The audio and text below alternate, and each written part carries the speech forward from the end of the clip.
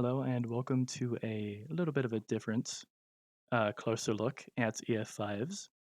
I have done this already for the 74 Super Outbreak F5s, of which there were 7, and the April 2011 Super Outbreak EF5s.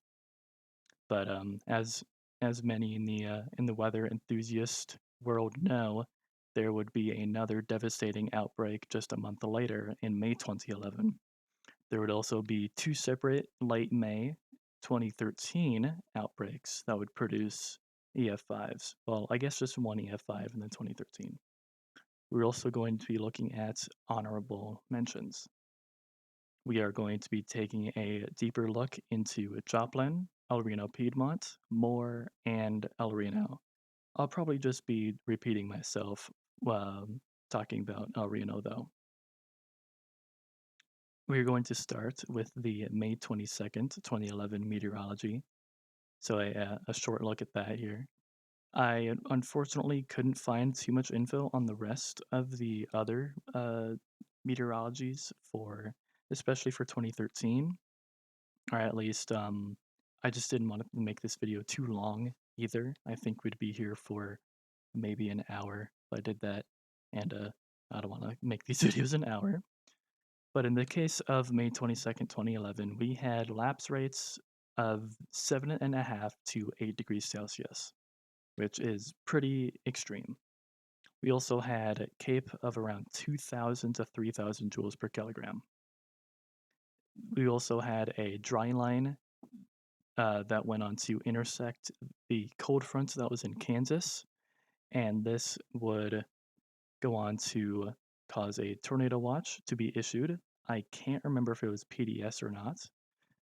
Issued at 1:30, and it lasted until 9 that day. A very long tornado watch.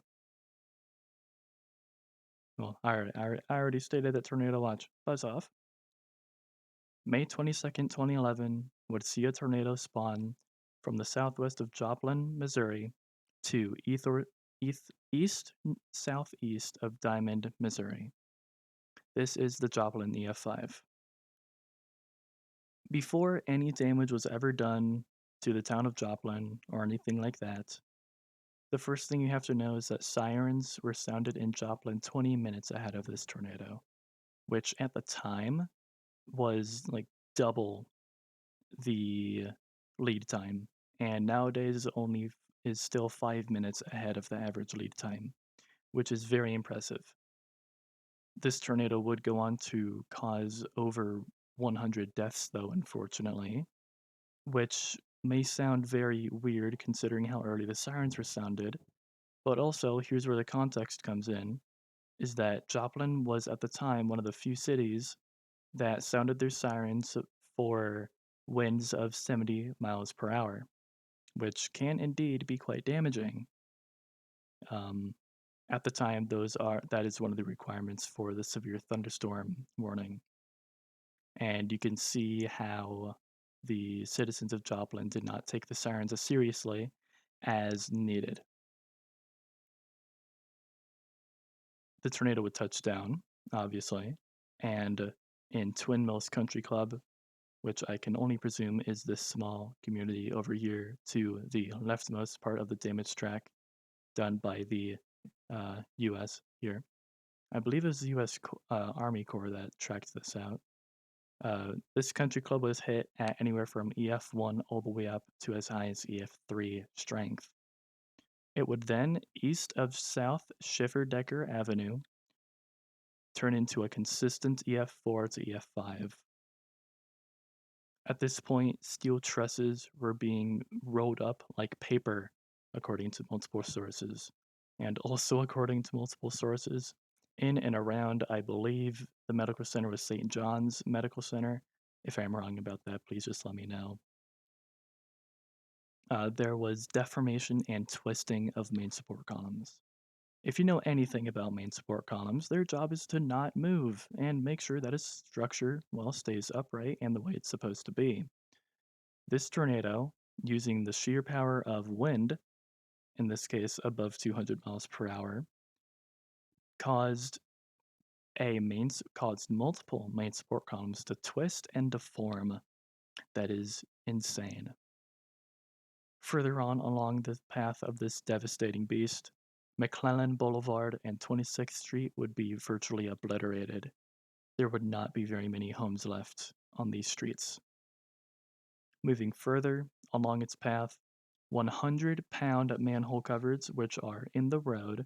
Again, if you know anything about manhole covers, they're sealed and meant to not be ripped out of the road easily. And 300-pound parking stops were removed. The manhole covers firstly require winds to be torn off like that above 200 miles per hour. And while a 300-pound parking stop weighing 3 times as much doesn't seem significant, these parking stops were reinforced into the asphalt and concrete with rebar.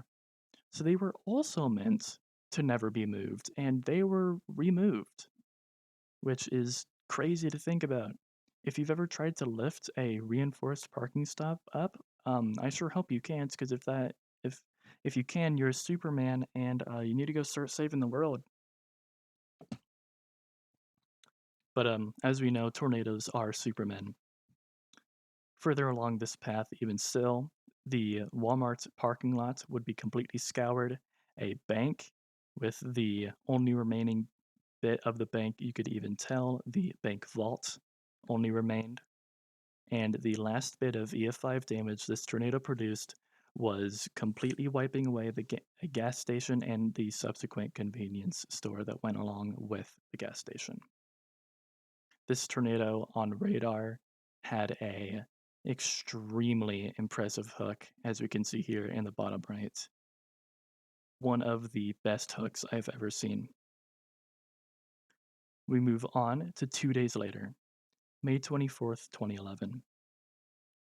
This day would see a tornado that started south of Hinton, Oklahoma, and make its way all the way up to Guthrie, Oklahoma.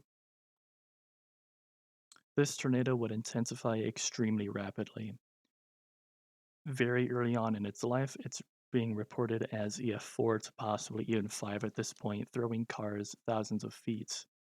It would also throw a oil tanker truck that weighed 9,100 kilos, which is at least 18,000 pounds, a whole mile, or 1.6 kilometers. Along the I-40 corridor that this tornado struck, multiple homes were just removed. Around where these homes were removed, there was complete debarking of trees, and I would assume some denuding. So, denuding is the removal of branches. And this debarking was so complete, it was from the top all the way to the base of the trunk. You can peel bark off a tree relatively easily in the middle, but try doing it at the base of the trunk. I don't think you're really able to do that unless the tree is dead, in which case these trees were not. And as you can tell in this bottom left-hand corner, there's this image here that clearly shows a completely debarked tree nearly, as well as this severe ground scouring. Very famously, the most insane bit of damage this tornado ever produced is in the bottom right. A oil rig that weighs 1 million pounds over, also known as at least 860,000 kilos, was blown over, which isn't supposed to happen, and rolled 3 times. I just realized I wrote trice here. I meant thrice. I can't spell. This tornado, being nicknamed the El Reno-Piedmont tornado, would impact the town of Piedmont as a high-end EF4. Homes in the community in Piedmont of Falcon Lake, as well as cars, so homes and cars, in the community of Falcon Lake, were put into Falcon Lake. Checks out, there's a lake there. Got it. A SUV was found to be completely wrapped against a completely debarked tree. And what's most significant about this is that the frame was ripped apart from the body of this SUV. Just as quickly as this tornado intensified, it degenerated and very quickly dissipated. Nearly 2 years later, almost 2 years to the day, 361 that's more 365 is a year, Hex. I'm sorry. So, however many days are in 2 years and then minus 4, there you go, maths, came at the northwest of Newcastle to east of Moore, Oklahoma tornado. As you can see here, this thing was a pretty wide drill bit. Just like El Reno-Piedmont, this tornado would intensify very rapidly, becoming an EF4 early on. It then caused a tornado emergency to be issued at 3:01 p.m. This tornado threw 4 oil tanks. I do not know if they were full or not, and one managed to never be found. The community of Celestial Acres was practically obliterated and was nearly just not even there anymore, which is crazy to think about. In and around Celestial Acres, topsoil was completely scoured, similar to the photo in the bottom left of the El Reno-Piedmont tornado slide, and debris was granulated. So it wasn't such stuff as maybe like this outer row of homes here, but more so this inner row right here in this damaged photo, which to granulate debris is something I don't want to know how a tornado is capable of doing. Briarwood Elementary would be destroyed along this tornado's path further on. This middle damaged photo is what was Briarwood Elementary. And as you can tell in the photo that I just looked at, granulated debris, just entire blocks of homes were flattened. To the left of Briarwood Elementary, the damaged photo there is Moore Medical Center with a brand new parking lot. Moore Medical Center was destroyed at EF4 intensity. I'm assuming that every car that the tornado flung is right there, so people probably had an easier time finding their car. As you know, tornadoes do not like to be messy. Multiple homes along the roads of Hunters Glen Court, 5th Street, and Old Bridge Road were found to be destroyed at EF5 damage or at EF5 strength. Not every single home, but I believe a total of 11 were. Most debris around these roads were also Wind Road. Again, tornadoes don't like to be messy. This is common. Why do you think this home up here is completely removed? Tornadoes don't like to be messy. And very similar to El Reno-Piedmont, just as quickly as this tornado dissipated, it degenerated and dissipated. Did I say dissipated at first? I meant intensified and then dissipated. Sorry. Also, a thing here is that the Moore tornado was relatively inconsistent, constantly going between 4 and 5. This is also so far the last official EF5 to ever strike the Earth. We have so far never had another EF5. This is also a second fun fact. This picture here depicts in green the Bridge Creek Moor 99 path, and in red this tornado's path. Right here is the only spot on Earth where an F5 and an EF5 path intersect and go over each other. Just a cool little tidbit there. Our last tornado, which while officially rated EF3, was at one point officially rated EF5, so I'm going to include it here. This is the west of Moore to east of Moore tornado. I just realized I wrote Moore and I meant El Reno. Oh my goodness, I am so sorry about that. This is the west of El Reno to east of El Reno tornado. This is the May 31st, 2013 2.6-mile wide monster. As we can see here in this middle photo here, I would not want to be anywhere near this thing. What we have to know here, you didn't see that, is that there was no real damage indicators, DIs, along this tornado's path, except for the end, where, as you can see here along this path in the bottom left, there was a small loop was actually done, and then it quickly, not not grew, but reduced in size and dissipated. So on the very outskirts of El Reno was where the EF3 damage was found. Very interestingly enough, there is no official wind speed for this tornado, just like Joplin. Joplin is simply rated as above 200 miles per hour, so the EF5 rating. And this tornado is just simply said as EF3. There's no specific EF3 wind speed. This is very easily the most documented tornado of all time. There were so many storm chasers in and around El Reno that just so many people saw it. The main funnel, yes, I'm skipping over a point. I'll come back to that to the Ford speeds later. The main funnel, which was only around 200 meters wide, is guesstimated to have been EF4 intensity. The main funnel is pictured here by, I believe it is Richard Henderson. This is very tragically the last photo he would ever take of his life. Just a few minutes later, he would tragically be killed by one of the numerous subvortices of this tornado. To illustrate just how weird this monster is, not only did it have forward speeds ranging from 10 miles per hour to 55 miles per hour, which were constantly changing, but the funnel, but just the tornado itself, as you can see along its path, had a non traditional path, changed directions multiple times, and it went from just around 1 mile wide to 2.6 miles wide in half a minute.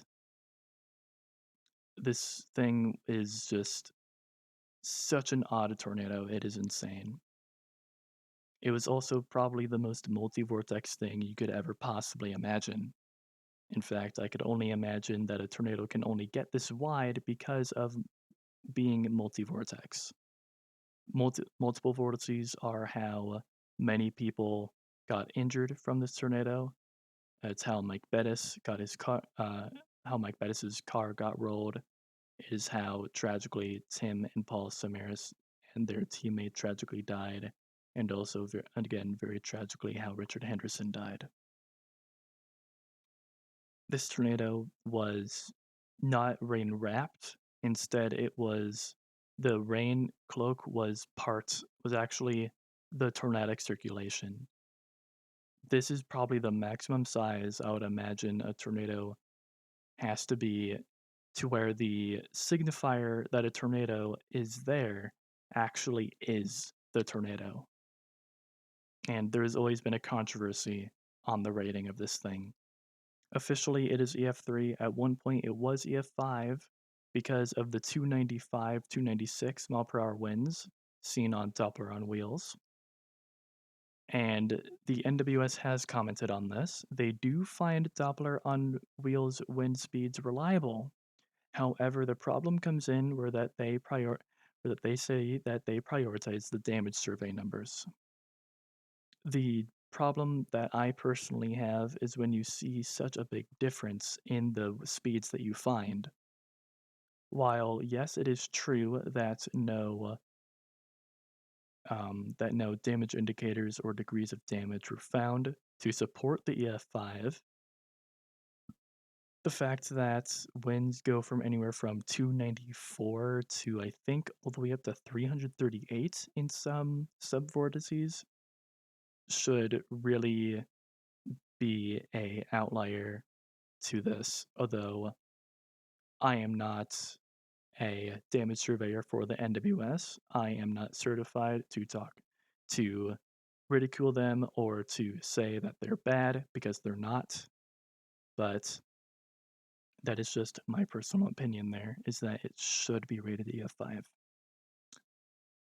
But it is EF3, officially. We are finally onto our honorable mentions. We have two from May 24th, 2011, and one from November 17th, 2013. The first one is the Chickasha, Oklahoma EF4, which, even according to the NWS, was plausibly EF5 This tornado only needs just 1 more mile an hour to be classified EF5. It's a 200-mile-per-hour EF4. The same goes for Goldsby, Oklahoma, which suffered an EF4, again also at 200 miles per hour. Again, a tornado is not rated EF5 unless the wind speeds are found to be above 200. The only reason why Goldsby was found to be EF4 was that there was some minor anchoring flaws with some structures that it blew away. Lastly, we have the little bit lesser, but still very, very insanely intense Washington, Illinois EF4 at 190 miles per hour. Not forward speed, thankfully, my goodness. This tornado, in the grand scheme of things, where I am and where Washington, Illinois is geographically, I would say I pretty damn close almost got hit by an EF4, again, in the grand scheme of things and how big the US is. But thankfully, I was not hit by this tornado. And this thing is just an insanely powerful monster of a tornado, as are all of these guys. And with that, we have wrapped up this closer look at EF5s and a few notable EF4s. I hope you all learned something. That's, of course, the point of these videos. Thank you all so much for watching, and I'll see you in the next one.